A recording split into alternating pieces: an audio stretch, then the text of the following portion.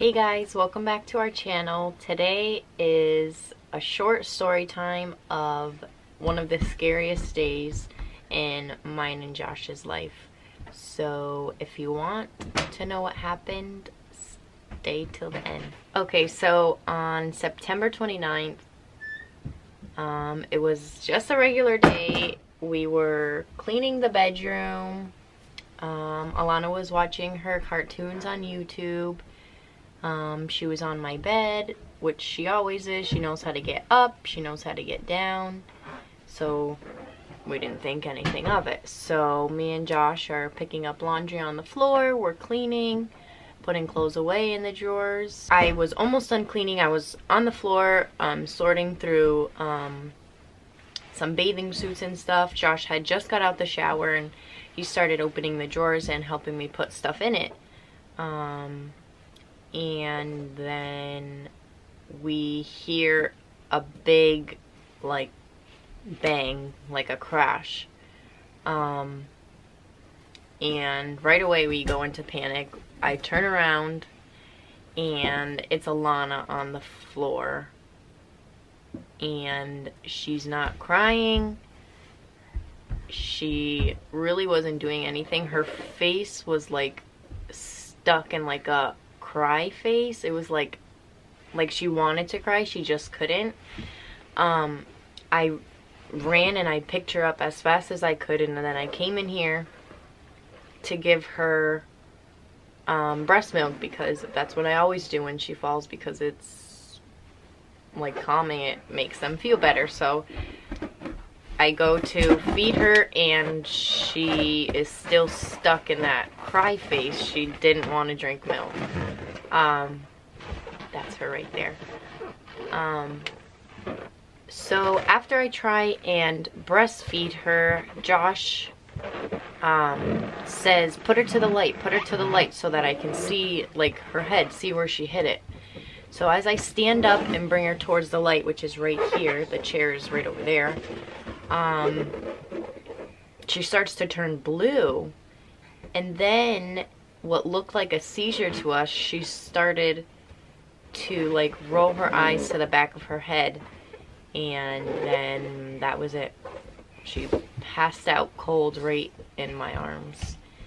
So we start freaking out, like we were like going nuts, like crying, screaming, like we thought she was dead. So we run and we put her on my bed, and she's laying there lifeless. We're like 90% sure she wasn't breathing as well, because she did start to turn blue. So as Josh and I were panicking, Josh was yelling at me to call 911, so I called 911. And there she was, still laying there. So I was like, Josh, you need to do CPR, and you need to do it right now. So Josh starts doing compressions, and he blows in her mouth, and then she starts like looking around like, what just happened?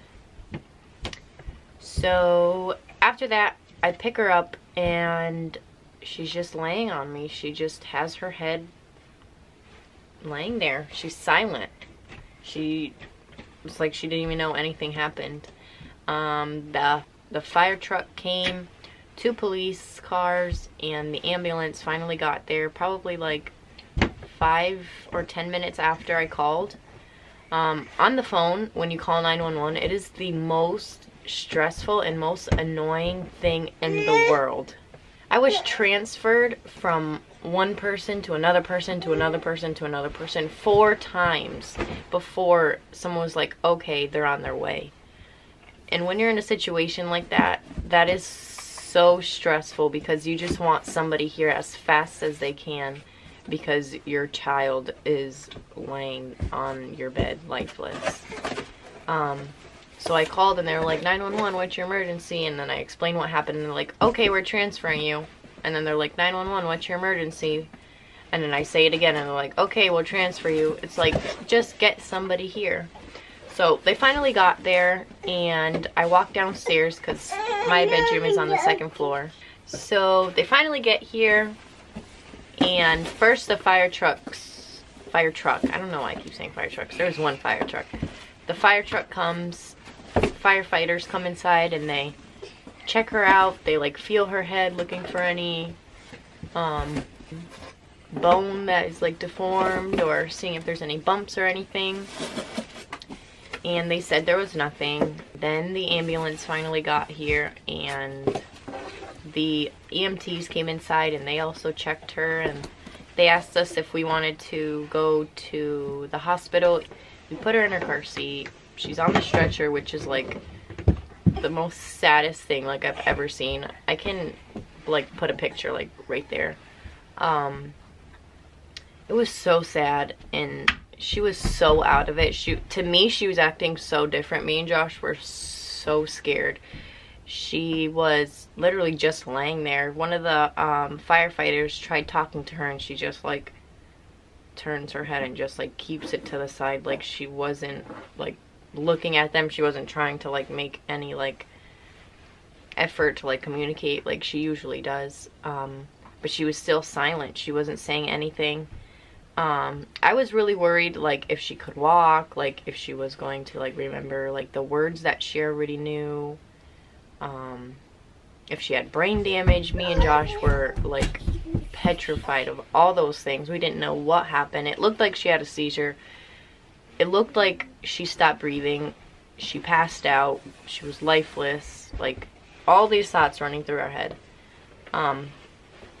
We get to the hospital. Right away we're put into a room because we're like an emergency. The doctor comes in and right away they like rule out a CAT scan and like a CT scan. I think that's the same thing. But they did that because it wasn't as severe as like they would think, like her brain was bleeding or something. And also because the radiation is so bad for their little bodies that it could really damage organs and stuff like that, which I didn't want to risk, although Josh really did want a CAT scan because he was really nervous and not paranoid, but he really was wanting to make sure that everything was okay with her brain because that's like so important. But the doctor, they pulled out a big chart and there was like certain like numbers, like number 1, if she passes number 1 you go to number 2, if she passes number 2 you go to number 3, and she had passed all of that, besides the little bit of that we thought that she wasn't acting normal. But to the doctor, he said that she was, because she was running around the room, she was laughing, she was like perfectly fine. We had to stay there for 4 hours of evaluation and then we were free to go, and our little girl is perfect and she's healthy.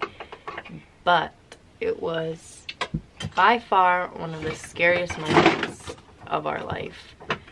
That being said, I hope you guys get awareness from this. I know that may be weird, but to always make sure you have your eyes on your kids. Me and Josh were not watching her.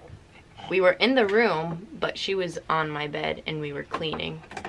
Now since that day, our eyes are never off of her. Like, even if we're in the same room and she's in here, one of us is following her and watching her. Because literally anything can happen. It was like in a split second that I had bent down to organize bathing suits that she had fell head first off of my bed. And if you know my bed, it is extremely high. It is probably like, what'd they say, like 4 feet off the floor straight to her head, and she had hit right here, which also the doctor like reassured us that that is one of the strongest like bones in your head, is like right here. So he also was sure that nothing was wrong with her brain or anything like that. Let's make a pizza, you and me, pizza dough. But as you can see, she's doing wonderful. She can walk, she still talks, she still says everything she used to say. They did say it wasn't a seizure, that she did just lose consciousness. They don't know if she stopped breathing or not, but if she did, it was only for less than 30 seconds, so they weren't alarmed by that at all. In her head, like, it didn't even bruise or anything like that, so it was just a scary situation. Say hi. Say I'm okay. That is because she scratched herself, but she did hit herself up here. It's 2 weeks later. I just really wanted to sit down and tell you guys about our very scary day. We both worked that day as well, so we both had to call out from work. It was just a very unplanned day. The day before this happened, like 911 like calls around like the whole world apparently was like unavailable. Like you couldn't call. You had to like go on like line or something to like get an ambulance to your house. So, and that day that like that was going on, I was like, that's crazy. Like I don't know what I would do if I had to call 911. And literally the next day, thank God that 911, like that whole thing was situated, because I don't know what I would have done if I called 911 and it was like not available.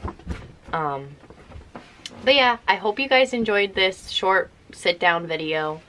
Give it a like, thumbs up. Comment down below if you want more videos like this. I have tons of story times. Josh probably does too. But we love you. Spread your positive energy and love. We'll see you in the next video.